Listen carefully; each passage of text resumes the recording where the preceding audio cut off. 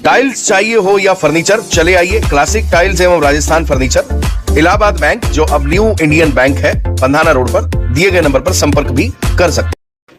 मध्य प्रदेश के खंडवा के कुटुंब न्यायालय ने अपने आदेश को पलट दिया। इसका कारण है कि जो फरियादी है उसके वकील ने कोर्ट में सिद्ध किया कि महिला ने गलत जानकारी न्यायालय को दी। दरअसल पहले जिस महिला को पति से भरण पोषण का हक दिलाया, अब उसी से उस हक को छीन लिया गया। कारण कोर्ट में गलत जानकारी देना। जो पति हर महीने गुजारा भत्ता दे रहा था, उसे पता लगा कि पत्नी ने तो दूसरी शादी कर ली है। सबूत के आधार पर कोर्ट ने भरण पोषण के प्रकरण को निरस्त कर दिया है।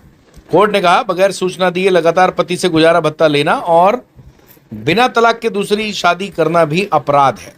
ये फैसला मध्य प्रदेश के खंडवा के प्रधान न्यायाधीश योगराज उपाध्याय द्वारा सुनाया गया। प्रकरण में पीड़ित व्यक्ति की ओर से पैरवी अधिवक्ता प्रवीण गंगराड़े द्वारा की गई। उन्होंने बताया कि उक्त महिला को पति से अलग होने के बाद भी गुजारा भत्ता मिल रहा था। फिर उसने बिना तलाक के दूसरा विवाह कर लिया। इसके बाद एक बेटी को भी जन्म दिया। इधर महिला ने न्यायालय को भी सूचना नहीं दी। उसके द्वारा गुजारा भत्ता की राशि लगातार ली जा रही थी। पीड़ित व्यक्ति ने न्यायालय के समक्ष महिला के दूसरी शादी संबंधी दस्तावेज पेश किए तो न्यायालय ने पति की याचिका को स्वीकार करते हुए माना कि महिला गुजारा भत्ता की हकदार नहीं हो सकती है। दरअसल शादी सीहोर में हुई थी। 5 साल से पति गुजारा भत्ता दे रहा था। सीहोर जिले के बढ़िया खेड़ी निवासी संदीप पिता किशोरी किरार 37 साल ने पत्नी सोनू पिता श्याम सिंह धाकड़ और उसके दूसरे पति नरेंद्र पिता प्यारेलाल निवासी किरार मोहल्ला ग्राम रसीदपुरा मोकल गांव तहसील पंधाना के विरुद्ध कुटुंब न्यायालय में आवेदन दिया। संदीप ने न्यायालय के समक्ष बताया कि मुझे पति दर्शाते हुए सोनू पिता श्याम सिंह द्वारा कुटुंब न्यायालय में आवेदन दिया गया। उसके द्वारा 12 दिसंबर 2018 से प्रत्येक महीने 2500 रुपए गुजारा भत्ता लिया जा रहा था। वहीं विधिवत विवाह विच्छेद किए बिना फरवरी 2020 में नरेंद्र प्यारेलाल से दूसरी शादी भी कर ली। दोनों के वैवाहिक संबंधों से 26 नवंबर 2022 को एक बेटे का भी जन्म हुआ, जिसका नाम भी कोर्ट में बताया गया। महिला सोनू ने दूसरी शादी करने के बाद भी कोर्ट में संदीप किरार को पति दर्शाते हुए गुजारा भत्ता लिया। यहां तक कि गलत बयान देकर संदीप के विरुद्ध भरण पोषण व्यय वसूली के लिए प्रकरण भी दर्ज करवाए। संदीप के विरुद्ध गिरफ्तारी वारंट जारी करवाकर गुजारा भत्ता वसूला। इस तरह संदीप की पत्नी न रहते हुए भी सोनू ने 2500 रुपए महीने के हिसाब से 16 किस्तें वसूल की है। पीड़ित संदीप किरार ने बताया कि सोनू के द्वारा नरेंद्र प्यारेलाल से 12 फरवरी 2020 को विवाह किए जाने तक 51,250 रुपए वह अदा कर चुके थे, जबकि उसे मात्र 35,000 रुपए ही अदा किया जाना था। दूसरी शादी के बाद सोनू ने एक बेटी को भी जन्म दिया। सोनू ने बेटी का पंजीयन महिला एवं बाल विकास में कराकर लाडली लक्ष्मी का लाभ भी लेना शुरू कर दिया। स्वयं भी लाडली बहना योजना का लाभ ले रही है।